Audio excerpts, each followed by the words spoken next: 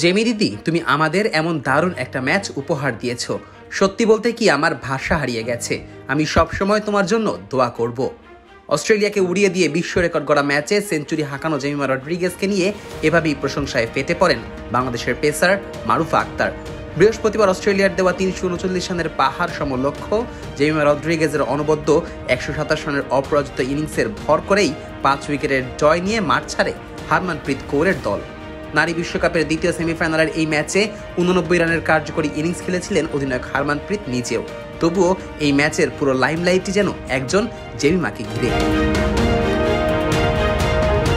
যে উদ্ভাসিত আলোক ছটায় ভেসে জেমিমাকে প্রশংসায় ভাসিয়েছেন বাংলাদেশের তরুণী মারুফাও। অবশ্য মারুফাকে ধন্যবাদ দিতেও কার্পণ্য করেননি জেমিমা। প্রতিউত্তরে জানিয়েছেন, মারুফা শুধু বাংলাদেশেরই নয়, সারা বিশ্বের নারীদের জন্য হতে পারেন বড় রোল মডেল। বাংলাদেশের এই তরুণীর সংগ্রামী লড়াইয়ের গল্প থেকে অনুপ্রেরণা নিতে পারে বিশ্বের যে কোনো নারী।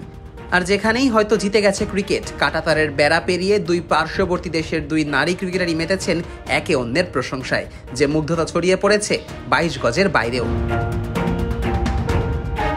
২০১১ সালে ভারতের পুরুষ দল যখন ক্রিকেট বিশ্বকাপ জিতেছিল তখন জেমিমার বয়স মাত্র ১১। এক ইন্টারভিউতে তিনি বলেছিলেন, ব্যালকনিতে দাঁড়িয়ে সেদিন দেখেছিলেন মানুষের ঢল।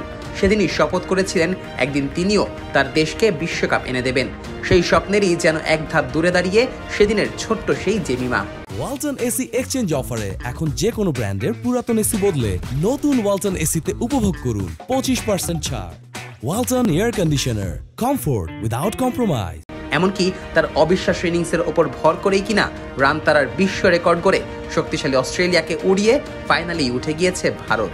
ম্যাচ শেষে জেমিমার কান্না, বাবাকে জড়িয়ে বিশ্ব জয়ের আনন্দ ভাগাভাগি করা, এসব মুগ্ধতাতেই যেন বুঁদ হয়েছে ক্রিকেট বিশ্ব।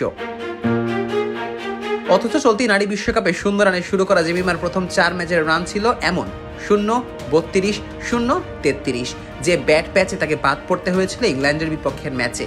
মজার ব্যাপার হচ্ছে, সেই ম্যাচে হেরেছিল ভারতও।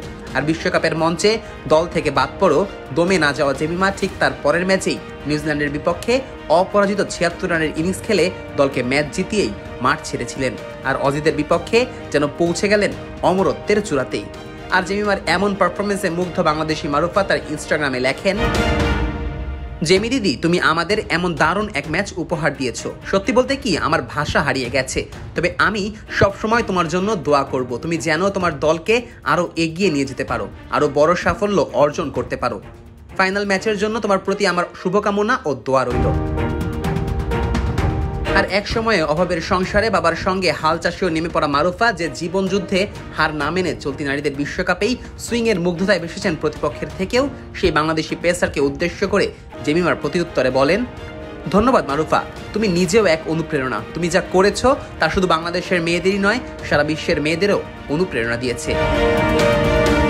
আর এভাবেই দুই দেশের দুই তরুণী একে অন্যের প্রশংসায় যখন মাতোয়ারা, তখন যেন ক্রিকেট জানিয়ে দেয় এটাই তো ভদ্রলোকের খেলা, যেখানে এভাবে পরস্পরের প্রতি শ্রদ্ধাশীল দুই দেশের নারী ক্রিকেটাররাও এক জেমিমাকে প্রশংসায় ভাসিয়ে, তাই মারুফাকেও শুনতে হয় নারীদের জন্য অনুপ্রেরণা বাংলাদেশের এই পেসার, জীবনযুদ্ধে যিনি হার মানেননি কখনোই।